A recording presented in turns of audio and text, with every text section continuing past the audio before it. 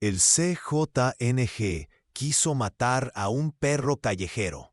El viejo que lo defendió cambió todo en segundos.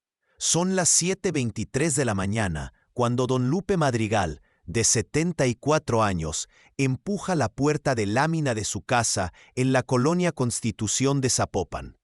El frío de enero le pega en los huesos, ese frío jalisciense que no es violento, pero que se mete hasta la médula y obliga a la gente a apretar los hombros y caminar apuradita rumbo al trabajo. Don Lupe lleva puesta una chamarra café de pana raída en los codos, pantalón de mezclilla lavado tantas veces que el azul parece gris, y sus zapatos de cuero que ya cumplieron 30 años, pero que él talla con betún cada domingo sin falta. En la mano derecha carga una bolsita de plástico transparente con 3 piezas de pan dulce, una concha de chocolate, una oreja y un cuernito, y un frasquito de café soluble Nescafé que siempre compra en la tienda de Don Chuy, a media cuadra de distancia. Don Lupe es flaco como alambre de cerca, nariz afilada que le da aspecto de águila vieja, manos que le tiemblan un poco por la edad, pero que conservan esa dignidad de quien trabajó toda su vida con ellas. Camina despacio, no porque quiera, sino porque las rodillas ya no le obedecen como antes. Y ahí, como cada mañana desde hace 8 meses, está el perro callejero que todos en la colonia conocen como Chaparro, aunque el pobre bicho es larguirucho, desproporcionado, medio torpe para caminar, con una pata trasera que cojea un poquito. Chaparro es café con manchas blancas en el pecho, orejas paradas que parecen antenas y unos ojos color miel que miran con una mezcla de esperanza y resignación que parte el alma. Don Lupe se detiene frente al perro, se agacha con dificultad apoyándose en la pared y rompe un pedacito de la concha de chocolate. «Ándale, Chaparro, aquí está tu desayuno». El perro mueve la cola con una energía desproporcionada para su cuerpo cansado. Toma el pan con delicadeza casi humana y se lo come en 3 mordidas rápidas. Don Lupe le rasca detrás de las orejas. Es parte de su rutina, tan sagrada como rezar el rosario los domingos o llamar a su hija Lucía, que vive en Guadalajara Centro cada martes por la tarde.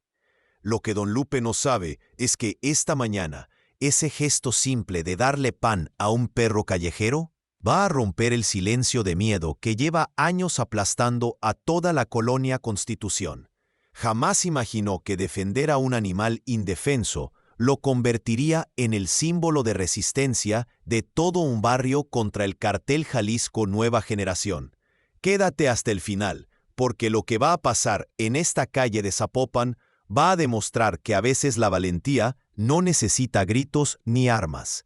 A veces basta con ser un viejo terco que se niega a mirar para otro lado. Antes de continuar, escribe en los comentarios el país y ciudad desde donde nos estás viendo. Pero esa mañana, algo distinto se mueve en el aire. Hay un silencio raro, de esos que avisan tormenta. Las señoras que barren sus banquetas lo sienten. Los muchachos que van al Oxxo a comprar cigarros lo sienten. Hasta Chaparro lo siente, porque levanta las orejas y se pone tenso, mirando hacia la esquina de la calle Hidalgo. Y ese silencio se rompe cuando una camioneta Lobo negra, vidrios polarizados, sin placas, da la vuelta a la esquina y frena con un chillido de llantas que hace brincar a todos en la calle. El ruido es violento, intencional. 3 hombres bajan, ropa táctica color negro, chalecos antibalas sobre camisetas sin mangas, pasamontañas cubriendo todo excepto los ojos, radios Motorola en la cintura. No necesitan decir quiénes son. Todos en la colonia lo saben. Gente del CJNG que ronda la zona desde hace 2 años, marcando presencia, controlando cuadras enteras con pura mirada, cobrando piso a los negocios, desapareciendo a quien se les ponga el brinco. El más joven de los 3, quizá 23 o 24 años, complexión delgada pero fibrosa, tatuaje de un alacrán asomando por el cuello, patea una lata de Coca-Cola vacía que rueda por el pavimento. El ruido metálico es fuerte, inesperado. Chaparro, que estaba echado junto a la pierna de don Lupe, Se levanta sobresaltado y ladra una sola vez. Un ladrido agudo, nervioso, de perro asustado. Fue suficiente. El joven se voltea furioso, los ojos inyectados de algo que no es solo coraje, sino esa mezcla peligrosa de droga, falta de sueño y violencia normalizada. Este pinche perro me despertó anoche con sus ladridos. Ya me tiene hasta la madre. Antes de que alguien pueda reaccionar, el muchacho levanta el pie derecho, con la intención clara de golpear al animal. Chaparro se encoge, la cola entre las patas, temblando. Y ahí, justo ahí, algo dentro de Don Lupe se parte en dos. No solo es el perro, es todo. Son los 8 meses de miedo que lleva guardados. Son las noches de escuchar balaceras a 3 cuadras y fingir que no pasa nada. Es el recuerdo de Don Beto, el del taller mecánico, que cerró su negocio y se fue del barrio, después de que le quemaran una llanta como advertencia por no pagar la cuota. Es doña Carmen, la de la tortillería, que llora cada que cuenta cómo le quitaron la mitad de sus ganancias del mes pasado. Es el hecho de que incluso para un perro indefenso, nadie hace nada. Es la rabia acumulada de ver cómo el miedo se ha vuelto la ley de la colonia. Don Lupe da un paso adelante. La gente de la banqueta, 3 mujeres que iban al mercado, un señor que esperaba el camión, 2 niños con mochilas escolares, abre los ojos como si el viejo hubiera decidido saltar de un puente. Hay un jadeo colectivo, casi inaudible, de puro terror anticipado.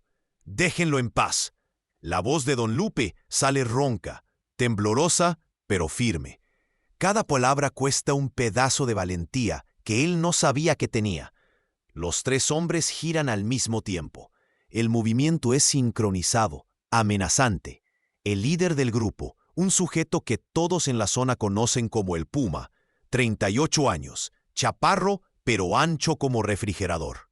Brazos cubiertos de tatuajes, que incluyen una Virgen de Guadalupe deformada y un reloj sin manecillas. Cicatriz gruesa que le cruza la ceja izquierda, frunce el ceño. Sus ojos, del color del café quemado, estudian a Don Lupe como si fuera un insecto raro. ¿Y tú quién eres, viejo? Don Lupe traga saliva. Siente cómo le tiemblan las piernas. Chaparro se esconde detrás de su pantorrilla, apretándose contra él como si el viejo fuera un escudo. Soy nadie, pero no tienen por qué lastimar a un animal que ni daño les hizo. El silencio que sigue es tan denso que hasta las hojas del árbol de aguacate en la esquina dejan de moverse. El joven sicario, que se llama Kevin, aunque nadie lo sabe todavía, da un paso hacia Don Lupe, cerrando los puños. Pero el Puma levanta la mano derecha, deteniéndolo con un gesto simple. No vale la pena. Vámonos. Hay un suspiro colectivo en la calle. Las señoras vuelven a respirar. Los niños aprietan las correas de sus mochilas. La camioneta arranca con un rugido del motor. La gente vuelve a moverse, lenta, todavía procesando lo que acaba de pasar. Don Lupe siente cómo las rodillas casi le fallan. Se apoya en la pared, el corazón golpeándole el pecho como tambor de guerra. Creyó que había pasado lo peor. Pero no. 50 metros adelante, justo antes de doblar en la avenida, la camioneta frena de nuevo. Las luces de reversa se encienden. El vehículo retrocede despacio, deliberadamente. El Puma baja con calma inquietante, la clase de calma que es más peligrosa que cualquier grito. Camina de regreso hacia Don Lupe. Sus botas militares hacen eco en el pavimento. Cada paso suena como una sentencia. Se para enfrente del viejo, demasiado cerca. Don Lupe puede oler el tabaco en su aliento, la gasolina en su ropa. No me gusta que me contradigan aquí, ¿entiendes? Ni los viejos. Don Lupe siente las rodillas flojas. El mundo se inclina un poco, pero antes de que el Puma pueda decir más, 2 mujeres aparecen desde la casa de al lado. Rosa Ávila, 52 años, comerciante de productos de limpieza, complexión robusta, cabello corto teñido de caoba, con un carácter que todos respetan, y Camila Ruiz, 46 años, enfermera del turno nocturno del Hospital Civil, delgada, ojos cansados pero alerta, manos fuertes. Ambas cargan cubetas de plástico porque habían escuchado el ruido de la camioneta y pensaron que era pleito de pareja o algún accidente. Cuando ven la escena, el Puma parado frente a Don Lupe, los otros dos sicarios junto a la camioneta, con las manos en las cinturas, donde cargan las pistolas, se quedan ahí, quietas, sin retroceder. No dicen nada, pero su sola presencia es un acto de resistencia silenciosa. El Puma las mira, calcula, y entonces suena algo inesperado. Una patrulla municipal, de esas viejas Turu blancas con franjas azules, dobla la esquina. No viene para atender nada específico, solo hace su ronda rutinaria. Pero las sirenas, aunque lejanas, bastan.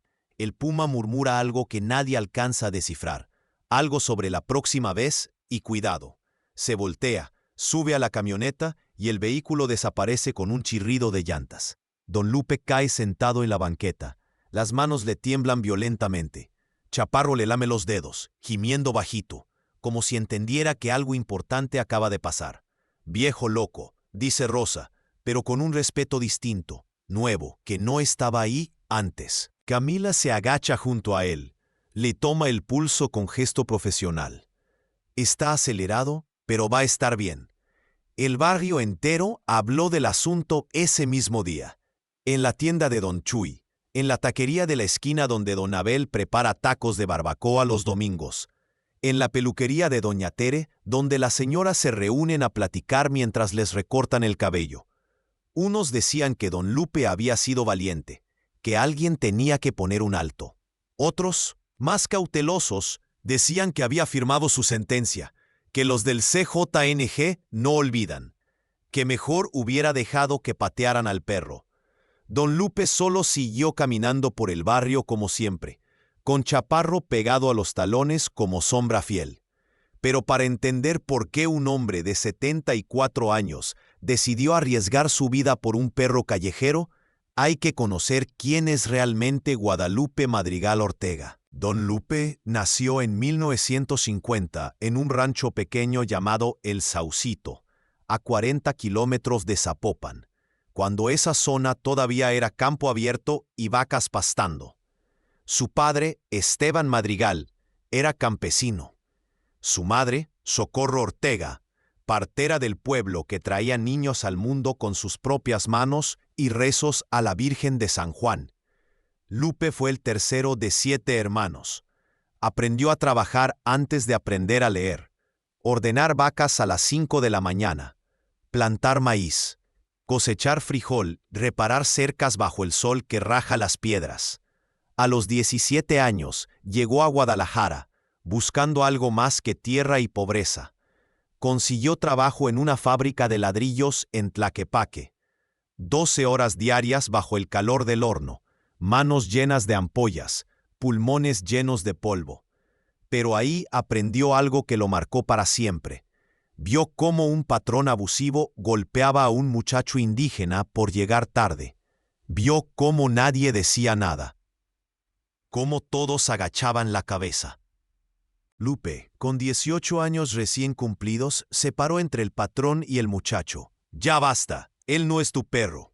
Le costó el trabajo. Lo corrieron esa misma tarde. Pero el muchacho indígena, que se llamaba Fermín, nunca lo olvidó. Años después, cuando Fermín se convirtió en líder sindical, buscó a Lupe y le consiguió empleo en una cooperativa de herrería donde sí respetaban a la gente.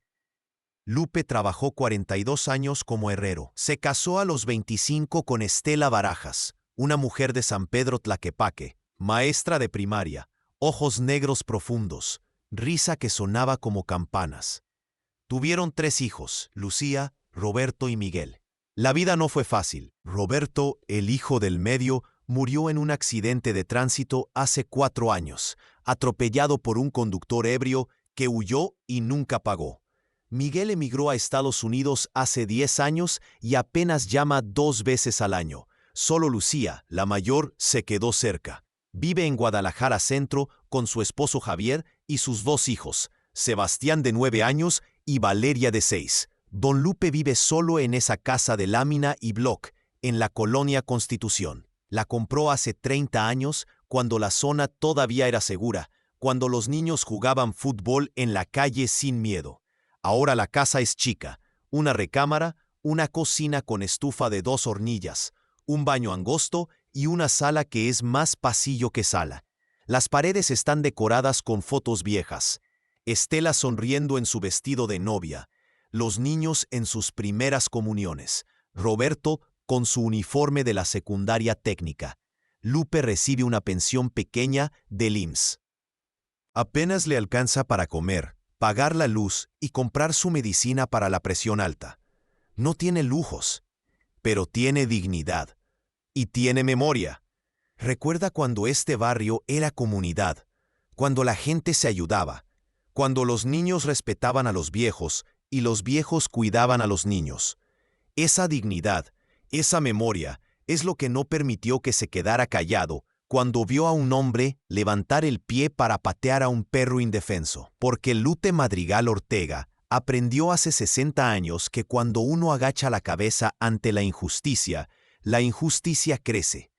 Y él ya estaba cansado de agachar la cabeza. ¿Qué harías tú en esta situación? Déjanos saber en los comentarios. La semana pasó lenta, tensa, como esas tardes de verano cuando el aire pesa y todos saben que va a tronar. Don Lupe seguía su rutina, salir a las 7:30 a comprar su pan, darle de comer a Chaparro, sentarse en la banqueta a tomar su café soluble viendo pasar la vida. Pero ahora la gente lo miraba distinto, algunos con respeto, otros con lástima anticipada, como si ya estuvieran viéndolo en un ataúd. Rosa y Camila empezaron a pasar más seguido por su casa. Solo checando que esté bien, don Lupe, decían. Pero ambos sabían que era más que eso. Era solidaridad silenciosa. Era la forma mexicana de decir, no está solo. El domingo, Lucía llegó con los niños. Sebastián, un niño moreno de cabello chino y sonrisa que dejaba ver 2 dientes flojos, corrió a abrazar a su abuelo. Valeria, con sus colitas desparejas y vestido rosa, se fue directo a buscar a Chaparro para jugar. «Papá», dijo Lucía mientras preparaban carne asada en el pequeño asador de ladrillo en el patio. «Me contó la comadre Rosa lo que pasó. ¿Estás loco?» Lucía tiene 48 años, trabaja como secretaria en un despacho contable y heredó el carácter firme de su madre, pero también el corazón blando. Se preocupa todo el tiempo. «No estoy loco, mija. Solo hice lo correcto». «Lo correcto te puede costar la vida». «Esa gente no juega». «Lo sé, Lucía, pero si no hago nada, ¿qué clase de ejemplo les doy a Sebastián y a Valeria? ¿Que hay que quedarse callado cuando algo está mal?» Lucía no supo qué responder. Se quedó volteando la carne en el asador, parpadeando rápido para que su papá no viera las lágrimas. Esa noche, cuando los niños se durmieron en el colchón inflable que Lupe guardaba para sus visitas, Lucía abrazó a su padre. «Ten cuidado, papá, por favor». «Siempre lo tengo, mija». Pero don Lupe sabía que la amenaza no había terminado. Y tenía razón. El martes de madrugada, a las 3:47 de la mañana, según el reloj viejo de su mesita de noche, Lupe se despertó con el sonido de un motor afuera de su casa. Se asomó por la ventana con cortina raída. Una camioneta, no la misma de antes, pero similar, estaba estacionada frente a su puerta. 2 sombras se bajaron. Escuchó el ruido de aerosol. El olor a pintura fresca llegó hasta su ventana. Cuando se fueron, Lupe salió en pijama y chanclas. Ahí, en su puerta de lámina recién pintada de azul claro, había letras rojas enormes, goteadas amenazantes. El corazón de don Lupe se aceleró. Las manos le temblaron. Por un momento, el miedo fue total. Pero entonces recordó algo que le dijo su madre Socorro cuando él era niño. «Mijo, el miedo existe, pero uno decide si el miedo lo gobierna o si uno gobierna el miedo». Respiró hondo. Entró a su casa. Agarró un balde con agua, jabón en polvo y un cepillo de raíz dura. Salió otra vez y empezó a tallar la pintura. A las 5:15 de la mañana, cuando la calle empezaba a despertar, Rosa salió a barrer su banqueta y vio a don Lupe tallando su puerta, con movimientos lentos pero decididos. Se quedó paralizada un segundo. Luego dejó su escoba, entró a su casa y regresó con otro balde. No lo va a hacer solo, don. A las 5:30, Camila salió de su turno nocturno del hospital, cansada. Vio la escena y ni siquiera preguntó. Entró a su casa, trajo jabón líquido industrial de los que usan en el hospital. Esto funciona mejor. Para las 6 de la mañana, 5 personas más estaban ahí. Don Chuy de la tienda, Doña Tere de la peluquería, Abel el de los tacos, 2 muchachos del taller mecánico que estaba a media cuadra. Nadie dijo, vamos a ayudar. Simplemente llegaron, agarraron trapos y tallaron. Chaparro se acostó junto a la puerta, como custodiando el proceso. Su presencia, humilde y fiel, era un recordatorio de por qué empezó todo esto. A las 7:15, la puerta estaba limpia, no perfecta. Todavía se veía la sombra de las letras rojas, pero limpia. La gente se quedó ahí, en silencio, mirando la puerta. Y en ese momento, sin que nadie lo dijera en voz alta, algo cambió en la colonia Constitución. Don Chuy fue el primero en hablar. Tenemos que organizarnos, poner luces mejores en la calle, cámaras, aunque sean de esas baratas de Mercado Libre. Yo tengo un primo que es policía municipal, dijo Abel. No sé si sirva de algo, pero puedo hablar con él. Y yo conozco un periodista, agregó Rosa. Martín Sandoval, vive 2 calles arriba. Anda investigando las extorsiones por toda la zona. Don Lupe los miró a todos. Sintió algo cálido en el pecho, algo que no había sentido en años. Esperanza. Esa misma tarde, Rosa tocó a la puerta de Martín Sandoval. Martín tiene 34 años. Es reportero independiente después de haber renunciado al periódico, donde trabajaba porque censuraban sus investigaciones sobre carteles. Flaco, barba descuidada de 3 días, lentes gruesos de pasta negra, siempre con una mochila llena de grabadoras, libretas y cámaras pequeñas. Lo del perro, lo del viejo, lo de la amenaza pintada, lo de la gente que ayudó a limpiar. Martín escuchó tomando notas rápidas en su libreta maltratada. ¿El viejo estaría dispuesto a hablar conmigo? Sin nombre, sin rostro, solo su historia. Puedo preguntarle. Esa noche, Rosa llevó a Martín a casa de don Lupe. El viejo estaba sentado en su silla de plástico en el patio, con Chaparro echado a sus pies. La luz de un foco amarillo colgaba de un cable. Don Lupe, él es Martín, reportero. Martín extendió la mano. Don Lupe la estrechó con fuerza sorprendente para un hombre de su edad. Don, ando investigando las extorsiones y amenazas del CJNG en esta zona. Lo que le pasó no es la primera vez. Hay patrón. ¿Me deja registrar su historia? Sin nombre, sin rostro, solo la verdad. Don Lupe dudó. Miró a Chaparro, miró a Rosa que asentía con la cabeza.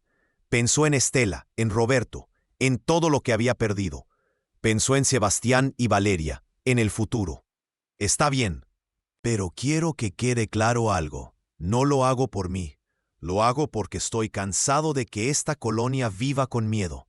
Martín sacó su grabadora y don Lupe habló. Le contó lo del perro, lo de la camioneta, lo de la amenaza. Le contó de Rosa y Camila, de la gente que ayudó a limpiar. Le contó de los años de extorsiones calladas, de negocios cerrados, de familias que huyeron. Le contó de don Beto y doña Carmen. Le contó de la colonia que fue y la que es ahora. Martín grabó todo. 2 horas de testimonio crudo, honesto, doloroso. Voy a publicar esto, don, pero tiene que estar preparado. Esto va a hacer ruido. Que lo haga. Ya estamos en esto. 3 días después, el jueves por la tarde, Martín publicó su reportaje en un portal de noticias independiente que se llama Voces del Barrio. El título era simple pero poderoso. El viejo que desafió al CJNG, pero incluía algo que Martín había logrado obtener. La grabación del momento exacto cuando el Puma regresó a amenazar a don Lupe.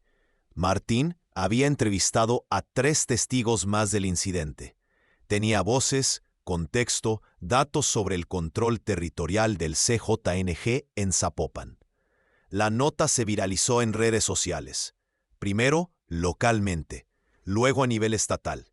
Para el viernes, medios nacionales la habían retomado.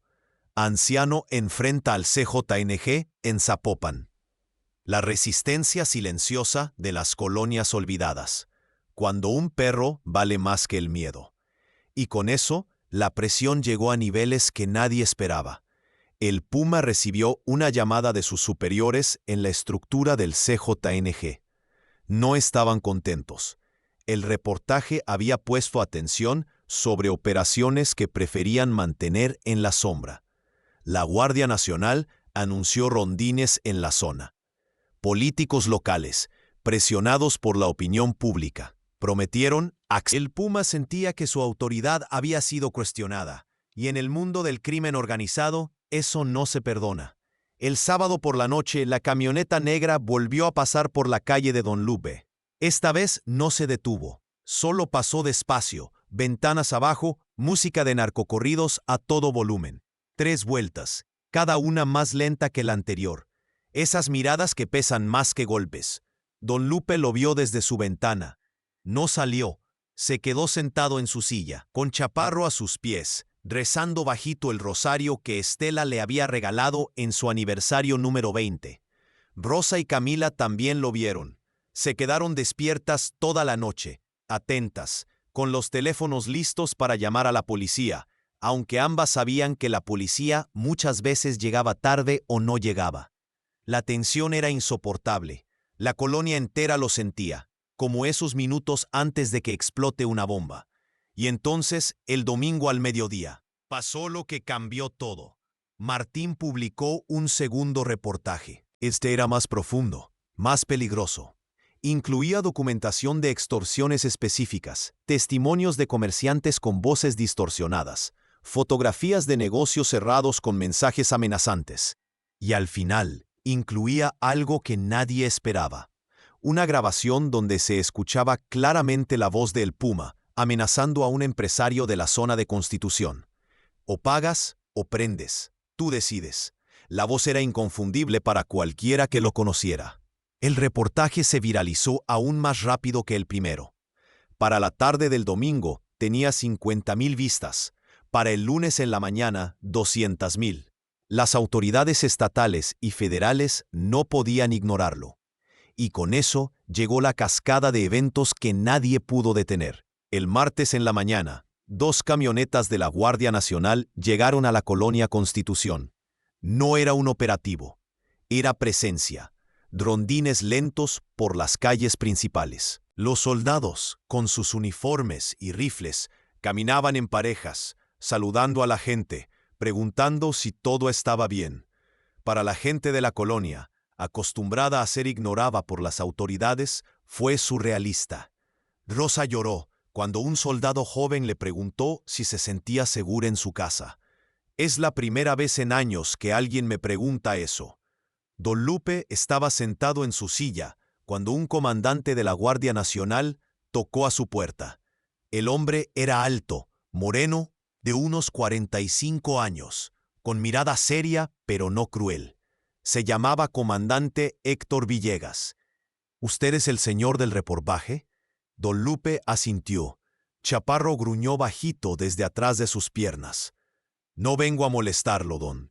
Vengo a decirle que ya hay una orden de búsqueda contra varios miembros de la célula del CJNG que opera en esta zona. El que llaman el Puma está en la lista. No puedo prometerle que lo vamos a atrapar mañana, pero sí le digo que esto ya no se va a quedar así. Don Lupe sintió algo en el pecho. No era alivio completo. Era algo más pequeño, más frágil, posibilidad. Gracias, comandante. No, don. Gracias a usted. Ojalá hubiera más personas como usted. Los rondines de la Guardia Nacional continuaron durante 3 semanas. No eran protección personalizada, pero sí suficiente presencia para cambiar la dinámica. El Puma y su célula se alejaron de la colonia Constitución. No desaparecieron, simplemente se movieron a zonas donde había menos atención mediática. Pero el daño a su operación ya estaba hecho. La exposición los había debilitado, y en el mundo del crimen organizado, mostrar debilidad es peligroso. Un mes después, Martín se enteró por sus fuentes que el Puma había sido removido de su posición por sus propios superiores.